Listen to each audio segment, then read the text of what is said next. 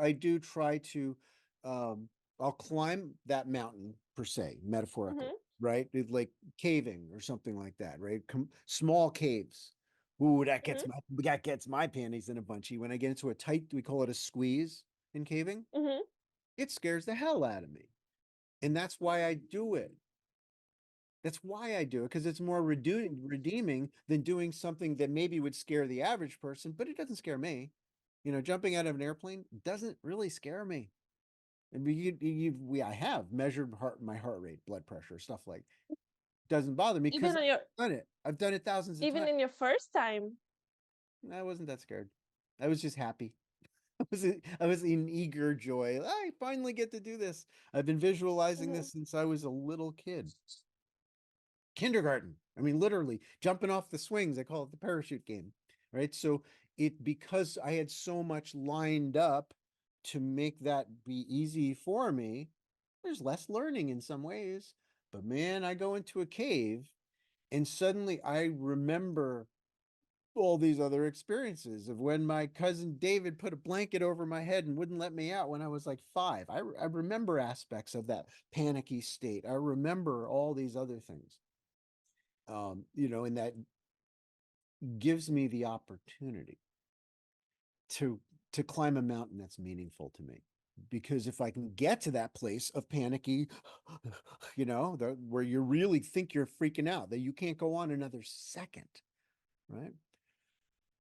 To relax the body, soothe, the thought creator, the ones that's the part of you that's creating the negative thoughts, the negative visualizations, the conclusions that you're screwed, the belief structure that this is it, and dissolve it all.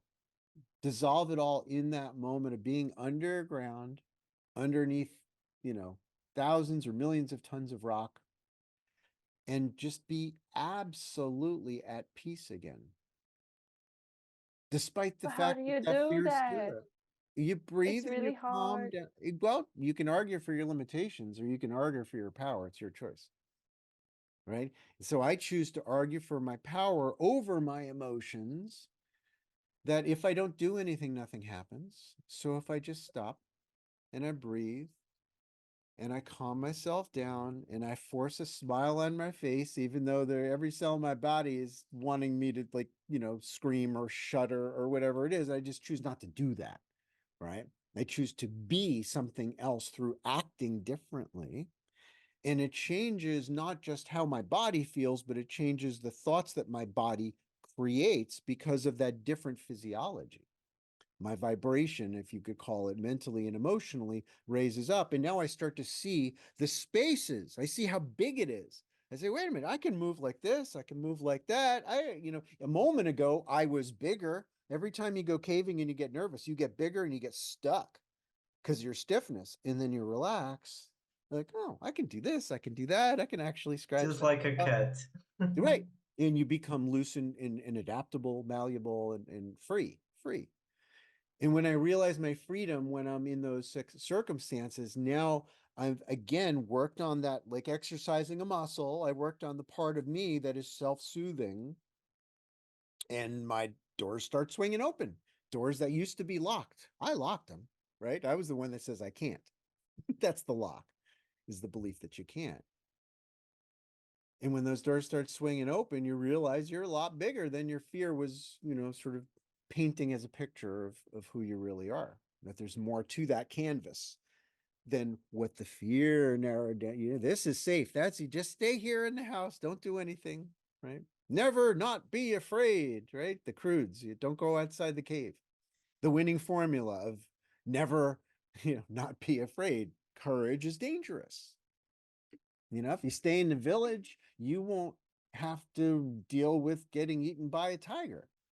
But if you go out of the village, you might come home with dinner for the whole village. It's risky to do the things that matter. It is. And that's a graduation from when we feel safe as a little kid, where everything comes to us. And at some point we rise to the challenges. I'm going to get out there. I'm going to be the warrior that solves bigger problems despite risks, because I know myself, because I know I'm a problem solver. I know I'm a self-soother. And I know that I can intuitively feel when the danger is enough that I need to go a different direction. Because sometimes it's a dead end, right? Sometimes you run into certain circumstances, it just you add it up, and this isn't okay. Okay, fine, change directions. You got lots of other options, but that particular vector is a terminal vector, whatever that means in that circumstance. And again, that's not your fear. That is your recognition that this is just not a winnable scenario. It's a Kobayashi Maru. I don't know if there's any Star Trek enthusiast here. That's how, and also, how do you, firstly, if you have any external motivation, because when you talk about jumping and doing high risk sports, I see that this is your motivation. Doing this is enough. But for instance, in our job, I feel at least that no one's dreams of being an accountant as a kid, so it doesn't have that powerful. So I need to get external Right. motivation. For instance, I'm doing this because of something else. This is a Mm-hmm. means to an end. Well, But those are good I often questions to ask. I often forgot what is the end. So when I'm stressful, so do you have any technique to, okay, I'm doing this. It's not jumping over an plane. It's Why? finishing a spreadsheet, Yep. but I need to understand why I'm doing this Yep. and I remember it. In I think stressful moments, it's so yeah. hard to remember. I think it's individual, isn't it? I think each of you has Mhm. your own sense of purpose and why you've chosen, at least in this path right now, this part of the journey. You're all going to have different reasons, but if you dig a little bit deeper and you describe who you are in that role, right? Not just sort of an accountant in general. This is you as an accountant, right? It's specific. Why do you get off on this? Why does this uplift you? Who are you being? And of course, part of this may have to do with relationships. In this role, who are you to others? Are there other people that think better of you because of the life choices you made? That's not a bad thing. It's only a bad thing if you give them the permission to, sort of put you down for your life choices, right? You don't have to give that authority to anybody else, but there's nothing wrong with other people appreciating your perspective in what you chose to do, right? What you chose to perfect, right? That's what you guys do. You figure out the numbers and you figure out the truth and you get a larger perspective of, somebody's business. And I mean, gosh, it helps me as a business owner to have folks like you to really sort through this mountain because we get overwhelmed. You understand more, right? So in a lot of ways, your role is that of a healer, to come in and see a larger perspective. They say all the great healers, they came in and they didn't see illness. They saw the healthy person behind the illness. And that's what they nurtured. And in a lot of ways, that's, you guys are showing truth, numerically speaking, right? So this can be another way to look at this, to find the value in what you do. I mean, the people that cut hair, man, they're working with the crown chakra. That's a big job. They don't even realize how much a healer they are, most of them, except for the ones that do tarot cards on the side, which that exists too. Uh, so I think that is a beginning of this process, but I'm trying to spur thought, not to fill content with these ideas. I want you to sit down with a notebook, big fat notebook, and write down everything that makes this meaningful to you, your role in it. What is the value of this in your life? Not just necessarily, am I changing the world by doing this? Well, everybody's changing the world, whether they know it or not. But how are you changing your world in a way that's helpful, that gives you greater self-esteem, greater pride in your work, in not just the conclusion of the work, but the way, the grace that you sort of negotiate through this stuff. How do you do it smoothly? How do you do it in a way that if somebody watches, God, man, you're like, you don't lose your shit. You just kind of keep on going. And when it's not right, you just say, all right, let's start at the beginning again. You know that one? All right, let's start at the beginning. Let's get a larger perspective. What are we missing here? Why is this number that far off? I know that one. And I know that feeling of being overwhelmed. So how can you help, for instance, your clients not feel overwhelmed? That's a gift that you can give somebody, right? To uplift them and share a perspective of hope and truth of the way it is. Sometimes the hope comes from realizing the truth that this business model that you've been operating under sucks.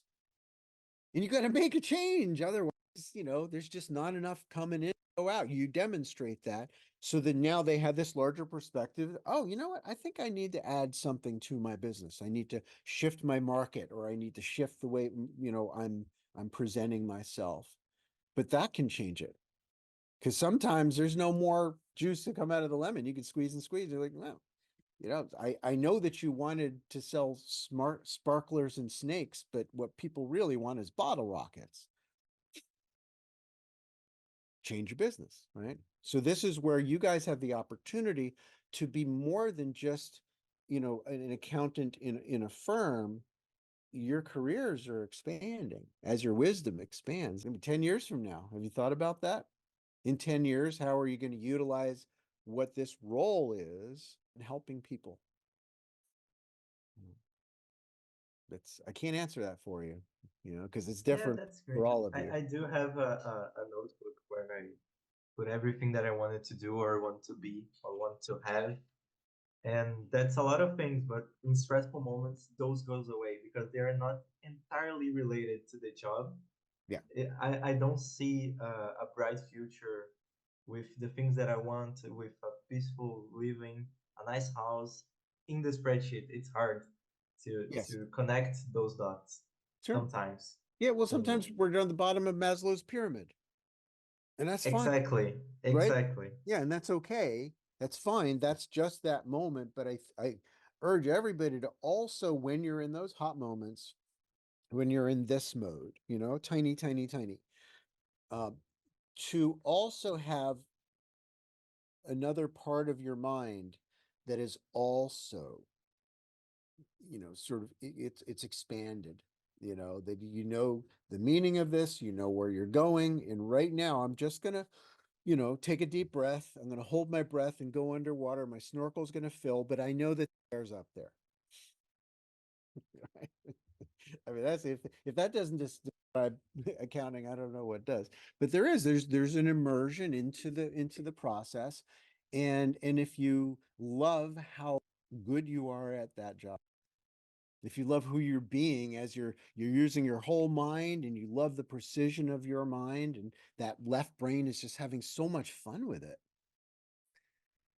then when you get to these places where it's a little bit more of a struggle because it's more complicated, maybe there was mistakes made or something like that, you forgive yourself, and all of this is just a game.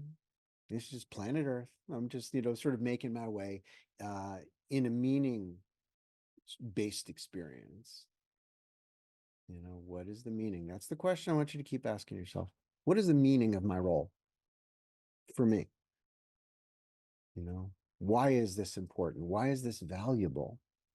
And take everybody else's perspective of you out of the equation, because it doesn't matter, right? To you, it matters to them, but it has nothing to do with you. That a tendency to judge others that everybody has. It's a waste of our time to judge others by our own trip, our own expectations of what is right and wrong and all that stuff. So you throw that all away. And I think it's possible there may be times when that the comparisons, right? That's what judgment is. There's a comparison of one to another. I'm working and I'm on that number pad. What I mean? I'm on the number pad, entering data, right? That was one of my very first jobs, data entry at Prudential Insurance Company of America. And I didn't follow through with that job as my final fruition, but I did enjoy, I enjoyed the precision of it. I enjoyed the fact that I could do it right, that I could like a machine that has intelligence that beyond what a machine could actually do. That's pretty cool, you know? And so I applied that to the math that's involved with parachute design, you know, or solving, you know, navigational stuff with vectors and planning routes down the mountains in Norway, all that stuff. I'm applying the same level of precision to this, but my life changed, and this is now the appropriate use of that aspect of my mind. Um, it's fine either way. It's all the process of evolution of a soul. You know, we're never done. Your whole lifetime, you're just going to be expanding and understanding more and knowing yourself more. That's the part that's, you know, knowing the world is it's too big. The world is too complicated because there's all these different perspectives, all these different universes. Really, their cosmology is different from yours. It's irrelevant. Your universe is what matters. Your dreams, that notebook of like all the things that, yeah, someday I want to have a house that looks like this and whatever. And the universe may say, you know, it's not in your best interest. You know, I could give it to you, that Maserati, but you're going to crash it, you know? So we don't always want what we want in the long run. And it's to go, you know, deeper into the derivation of our desires, I think is important too, because many of the things that we want are for reasons that if we examine them further, maybe we don't want them. Maybe it was somebody else's idea. Maybe it was culture and movies that made us want it. Maybe it was how we look to others that matters. And again, that's our perspective of the outside world having authority over my inner world. Is that to your benefit? You know, I think in the end, if you want to be a truly sort of balanced, happy person, that stuff becomes irrelevant. Other people's view of you, their dreams for you, it has to become irrelevant. Not in terms of pushing it away, but just saying, I hear what you're saying.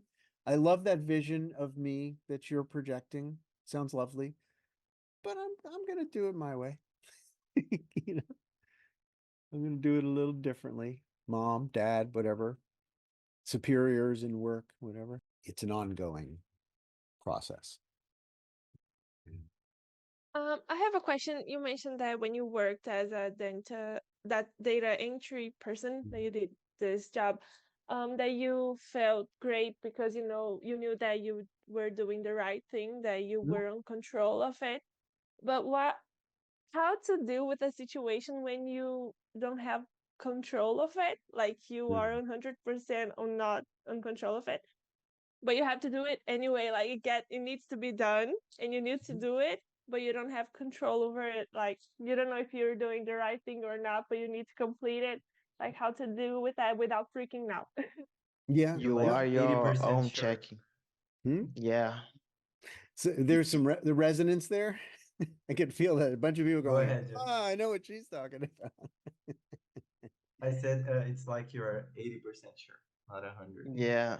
The feeling is about you are your own check. It's like just in our brain is correct because we don't have any parameter or perspective to compare.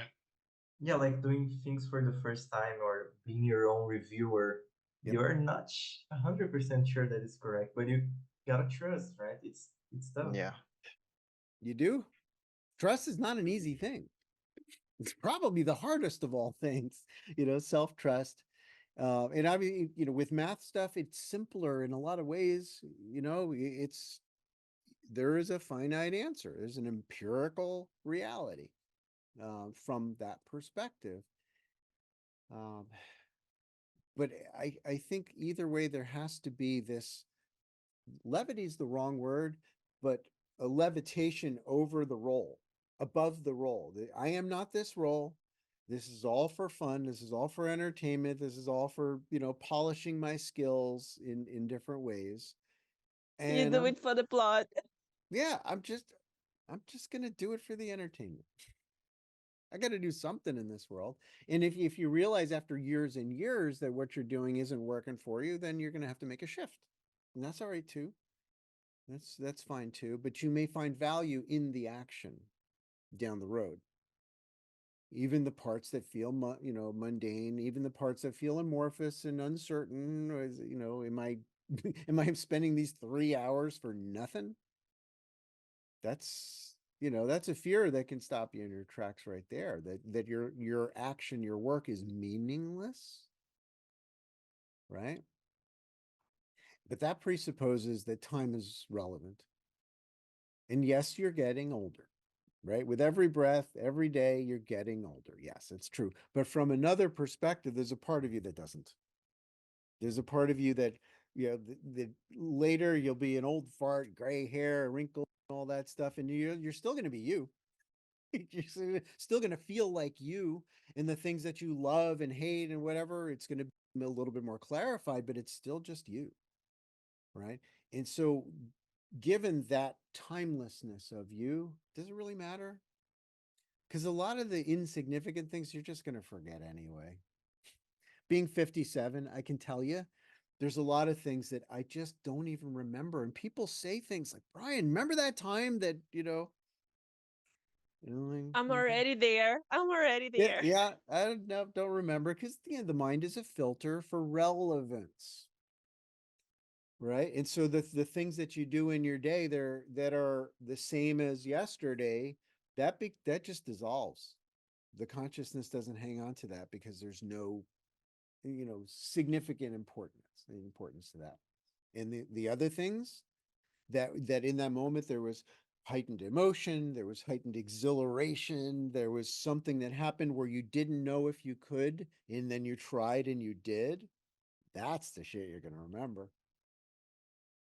Right? That can be physical risk. It can be love risks. That's huge. I mean, there's nothing more dangerous than opening, your heart to someone else. But all of that stuff, I think, will be in the end what matters. You'll remember the really good breaks that you take in between work more than you will the work sometimes. All the parachutes that I've built, I don't remember all the colors, but I do remember the moments when I saw a video of somebody landing that parachute that I built and the happy dance that they made after they landed. That's the emotional high mark that gave my life meaning. And I literally don't remember the 40 something hours of sewing. Take time out of it, make it irrelevant, and just see that there are certain things that, quote, take more time. It's a block of time, but it's still, at the end of that time, it's still you. It's still you looking for meaning, waking up into the present moment again. Yeah, I think this one was a huge one, maybe for all of us this week, of finding meaning, finding strength and confidence in your work when it's not 100%. You're not sure that it's 100% correct. Yep. Also, it's so important to see yourself outside work, right? As a data entry guy, as yourself. I don't do just that, but mostly. Yep. You have to get off it at some point, right? Block a time to get off it and see, why am I doing this? Why is this important? How the relationships build with one another. I am more and more seeing that the data is not the relevant part, it's the people. For me, Yeah. at least. For me at least, is Yes. how, for instance, Nicole said to me, I write some email to the client, and she was like in my DMs, that was a great email. I'm so proud of you. And I'm like, that's what I'm looking for. Not the answer from the client, or maybe the client too, but not the action of typing the email. It's this feeling of, that was great. This is very well explained, and searching for that. And you can only see that when you take a step back, right, and see how people feel about your job. How do you feel about your job? The job itself is not that important. It's just part of it. I It's just think that resonates with me all week, and probably with others too. Yeah. That sense of And pride. when you put it that way, it's so clear. I think we should have you more here. To be honest, I'm gonna talk to I'm you. here. I'm here. This is what I do. Well, it's one of the things that I do. There's many others. But I think it's the more important thing, I mean, teaching people how to jump out of airplanes has been a lot of fun.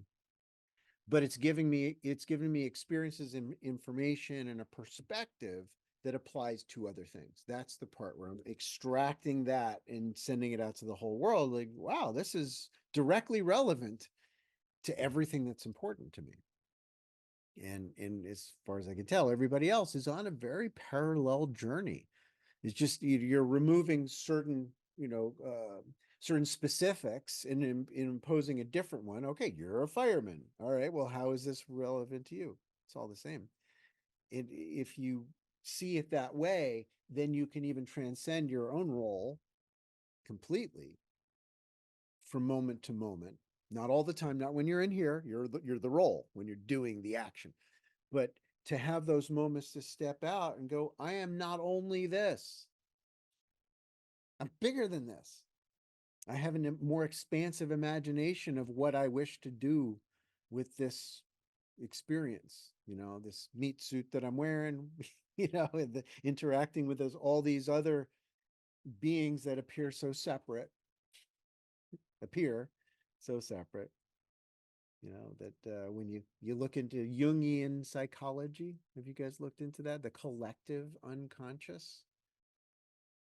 It's That I'm not aware of. Carl Jung. He spoke of the collective unconscious, that at the base of every consciousness, at the core of it, is the same being that's inside of all of us, like an octopus, right? And that idea that I feel is true.